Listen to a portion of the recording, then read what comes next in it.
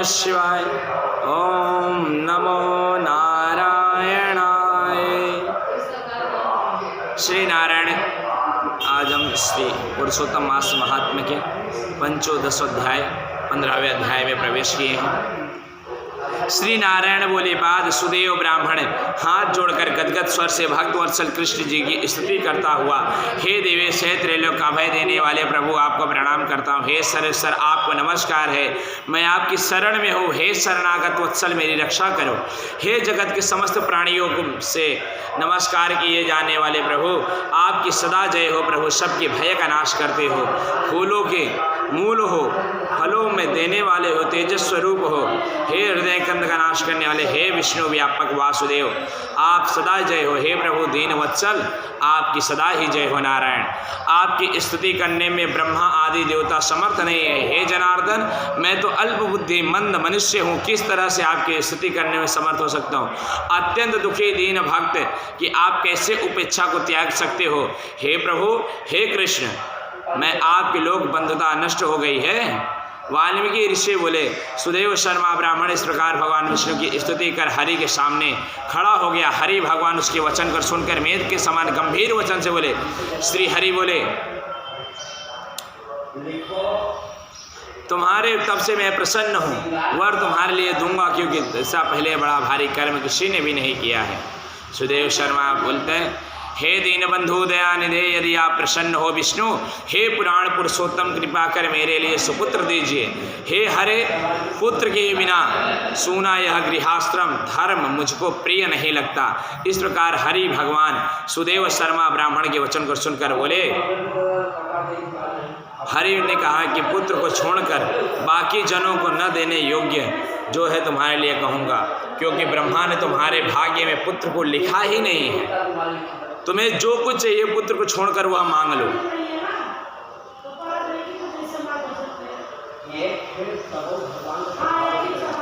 इस प्रकार वज्र के समान बात को सुनकर नारायण की उन्हें बहुत दुख हुआ और बाद धैर्य का आश्रय लेकर गौतमी स्त्री गिरे हुए पति से बोली। गौतमी बोली, हे नाथ, उठिए उठिए, क्या मेरे वचन का स्मरण नहीं करते। ब्रह्म ने भाल देश में जो सुख दुख लिख दिया वह तो मिलता ही, ब्रह्म का लिखा कहाँ से मिट सकता है। रमानाथ क्या कर सकते इसमें, अगर ब्रह्म की लेखनी ही चली हुई है। मनुष्य तो अपने कर्म का फल भोगता है, आगे पुरुष का उद्योग मरणासन पुरुष को औषध देने के लिए समान निष्फल हो जाता है। समस्त वेदों में यज्ञ दान तप सत्य व्रत आदि की उपेक्षा हरि भगवान का सेवन करना श्रेष्ठ है, परंतु उससे भी भाग्य फल ही श्रेष्ठ है।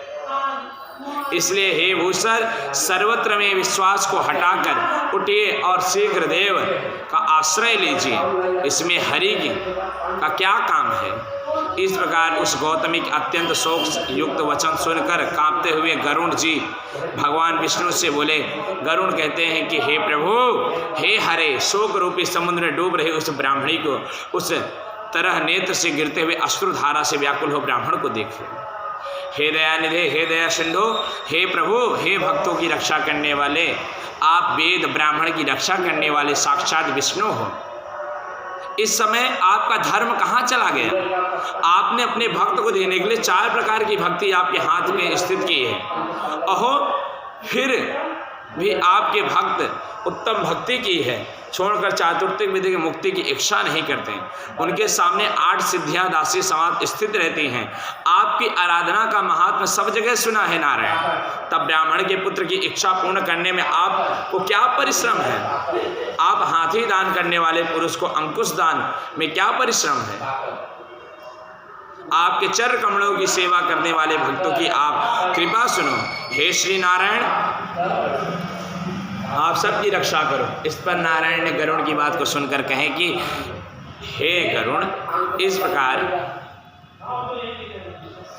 हे अपी पक्षीवर, मैंने वैतनीय इस ब्राह्मण को अभिलाष का एक पुत्र शीघ्र दीजिए। इस प्रकार अपने अनुकूल हरि भगवान के वचन को सुनकर गरुड़ अत्यंत प्रसन्नचित होकर पृथ्वी पर देवता दुखित ब्राह्मण के लिए अनुग्रह सुंदर पुत्र जल्दी दे दिया। इति श्री बृहद नारदी पुराण पुरुषोत्तम महात्मने श्री नारायण पंचित संवाद स्वदेन प्रधान नाम 15 अध्याय पूर्णपद। बोल वृंदावन बिहारी लाल की जय, उमापति महादेव की जय। 16वें अध्याय में बताते हैं, नारायण ने कहा कि हे महाप्राज्ञ, हे नारद, वाल्मीकि ऋषि ने जो परम अद्भुत कथा राजा से कही उस चरित्र को मैं कहता हूँ, आप सुनिए। वाल्मीकि ऋषि बोले, हे धृणवंत महाराज, हमारे वचन को सुनिए। गरुड़ जी ने केशव भगवान की आज्ञा से इस प्रकार ब्राह्मण श्रेष्ठ से कहा। गरुड़ बोले, हे द्विज श्रेष्ठ, तुमको 7 जन्म तक पुत्र सुख नहीं है।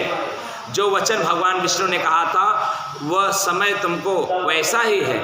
फिर कृपा करके स्वामी की आज्ञा पाकर मैं तुमको पुत्र देता हूँ। हे तपोनिधान, हमारे अंश तुमको पुत्र होगा। जिस गौतमी के स्वामी तुम मनोरथ प्राप्त करोगे, किंतु पुत्र से होने वाले दुख तुम दोनों को अवश्य होगा।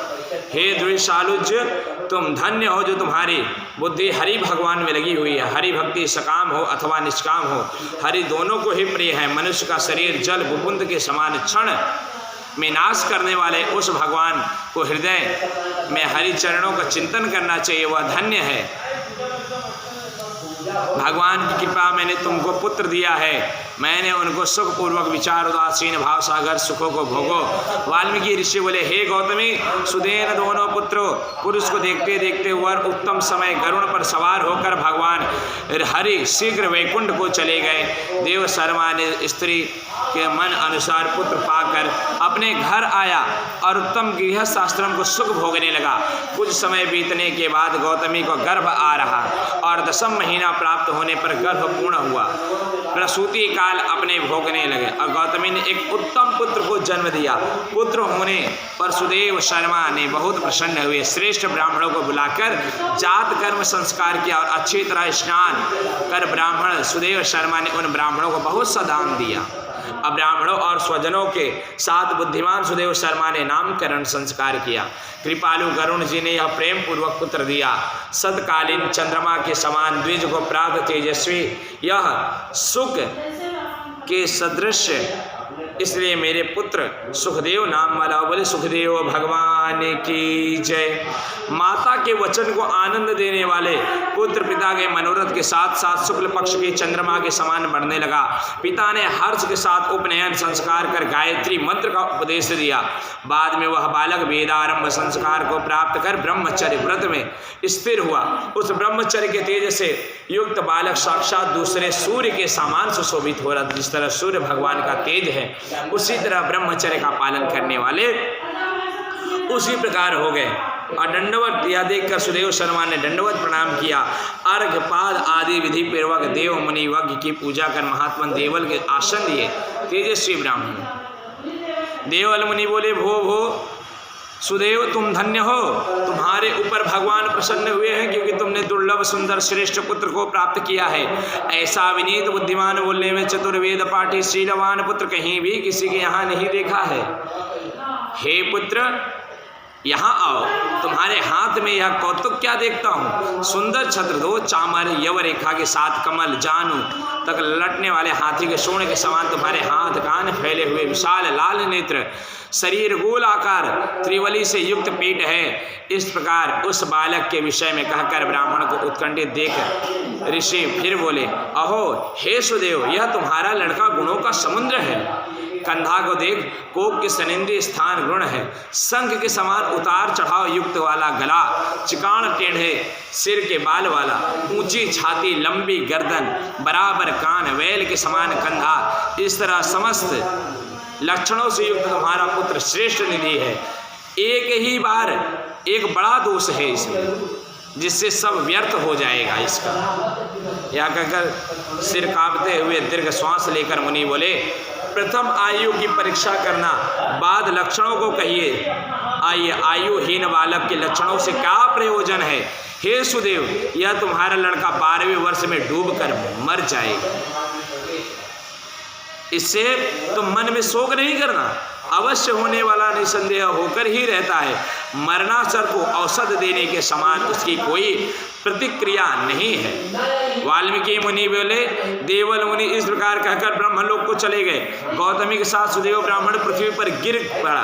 पृथ्वी पर पड़ा हुआ देवल ऋषि कहे हुए वचनों को याद करके चीरकाल तक विलाप करने लगा। उसी स्त्री गौतमी धैर्य धारण करते हुए पुत्र को अपने गोद में लेकर प्रथम से प्रेम से अपने पुत्र को मुख में लगाकर चुम्बन करने लगी। पति से गौतमी बोली, हे द्विजराज, हे स्वामी, भय नहीं करना चाहिए। जो नहीं होने वाला है वह कभी नहीं होगा, और जो होने वाला है वो होकर रहेगा। ब्रह्म की लेखनी को कोई हटा नहीं सकता। क्या राजा नल रामचंद्र युधिष्ठिर को दुख प्राप्त नहीं हुआ? हे प्रभु, राजा बलि भी बंधु को प्राप्त हुआ, यादवों का नाश प्राप्त हुआ, हिरण्याक्ष कठिन व्रत प्राप्त हुआ, वस्त्रासुर भी मृत्यु को प्राप्त हुआ, सहस्त्रार्जुन का सिर काटा गया, रावण का भी उसी तरह सिर काटे गए। हे मुने, भगवान रामचंद्र भी वन में जानकी के विरह को प्राप्त हुए। राजश्री परीक्षित भी ब्राह्मण को मृत्यु को प्राप्त हुए। हे मुनीश्वर, इस प्रकार जो होने वाला है वह अवश्य होगा, कर्म का लिखा नहीं बदल सकता। हे दयानिधे, सनातन हरि भगवान शिव विष्णु का ध्यान करो, उनका भजन करो, उन देवताओं का। वही सबके प्रतिपालक हैं और वही रक्षा कर सकते हैं, मोक्ष को प्रदान करने वाले हैं। वाल्मीकि जी को बात को सुनकर सुदेव शर्मा और उनकी स्त्री गौतमी वचन सुनकर स्वस्थ हो भगवान विष्णु और शिव जी का भजन करने लगते और उनके चरणों का ध्यान करने लगते हैं। शोक को जल्द ही त्याग देते। इति श्री बृहद नारदी पुराण पुरुषोत्तम मास महात्मने श्री नारायण नारद संवादे षोडश अध्याय पूर्णपद। बोल वृंदावन बिहारी लाल की जय, उमापति महादेव की जय, भक्तवत्सल भगवान की जय, बोल बजरंग बली की जय। जय जय शिव, जय जय शिवा। त्राहि माम त्राहि माम त्राहि माम। ओम।